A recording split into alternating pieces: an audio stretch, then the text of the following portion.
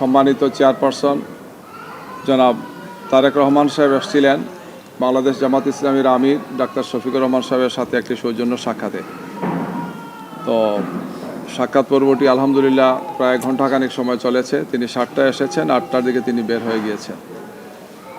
আমাদের নেতৃবৃন্দের মধ্যে আমাদের সম্মানিত নায়েবে আমির জনাব ডাক্তার আবদুল্লাহ মোহাম্মদ তাহের, নবনির্বাচিত জাতীয় সংসদের সদস্য তিনি ছিলেন, আমরা ছিলাম। ওনার সাথে আরও কিছু দায়িত্বশীল নেতৃবৃন্দ ছিলেন, বিশেষ করে জনাব মির্জা ফখরুল ইসলাম আলমগীর সাহেব, মহাসচিব জাতীয়তাবাদী দল বিএনপির, এবং স্থায়ী কমিটির সদস্য জনাব নজরুল ইসলাম খান সহ আরও কিছু কেন্দ্রীয় নেতৃবৃন্দ তার সাথে ছিলেন। তো আজকের এই সাক্ষাৎ বিষয় নিয়ে আমাদের সম্মানিত নায়েবে আমির ডাক্তার সৈয়দ আবদুল্লাহ মোহাম্মদ তাহের ভাই এই পর্যায়ে আপনাদের সামনে তিনি ব্রিফ করছেন। জি, বিসমিল্লাহির রহমানির রহিম।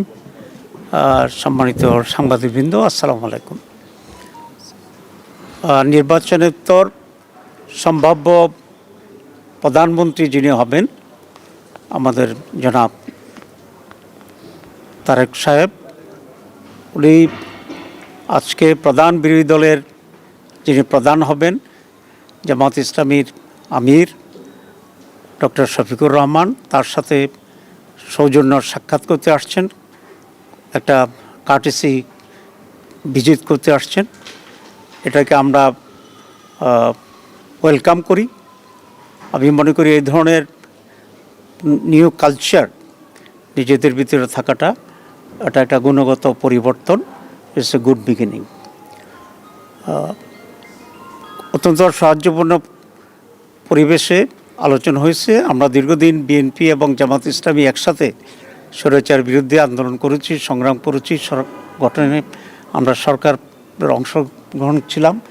এখন একটা ফ্যাসিবাদের পতনের পরে আমরা দুটি দল আলাদাভাবে নির্বাচন করেছি, কিন্তু আমাদের ভিতরে আমরা আশা করি একটা সাহায্যপূর্ণ পরিবেশের মাধ্যমেই আগামী সময়গুলোকে আমরা রাষ্ট্র পরিচালনায় সরকার এবং বিরোধী দল সমন্বিতভাবেই আমরা দেশের জন্য কল্যাণমূলক কাজ করতে পারব। আমরা এই ব্যাপারে একমত হয়েছি যে সকলে মিলে একসাথেই একটা কনস্ট্রাকটিভ ফিউচার আমরা গ্রহণ করতে পারবো, একটি নতুন বাংলাদেশ আমরা গঠন করতে পারবো। মৌলিকভাবে আমরা এই আলোচনা একমত হয়েছি এবং নিজেদের ভিতরে মৌলিক কোনো ঝামেল হলে আলোচনা ভিত্তিতে যাতে একটা পজিটিভ একটা সমাধান আসতে পারে সেই সব বিষয়ে আমরা আলোচনা করেছি। আমাদের আমির জামাত বলেছেন যে কয়েকটি প্রায়োরিটি বিষয়ে এখানে আমাদের আলোচনা হয়েছে। প্রথম কথা হচ্ছে ল অ্যান্ড অর্ডার সিচুয়েশন, মানুষের সিকিউরিটি ইস্যুটা হচ্ছে সবচেয়ে বেশি।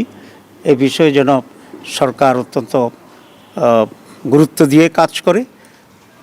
এরপরে ইকোনমির ব্যাপারে আমরা কথা বলেছি এবং বিশেষ করে জনগণের যে মৌলিক যে প্রয়োজনগুলো আছে, খাদ্য, বাসস্থান, এডুকেশন, এসব বিবেকে অগ্রাধিকার পদ্ধতিতে যেন সরকার কাজে করে সে ব্যাপারে আমরা দৃষ্টি আকর্ষণ করেছি। It's a beginning.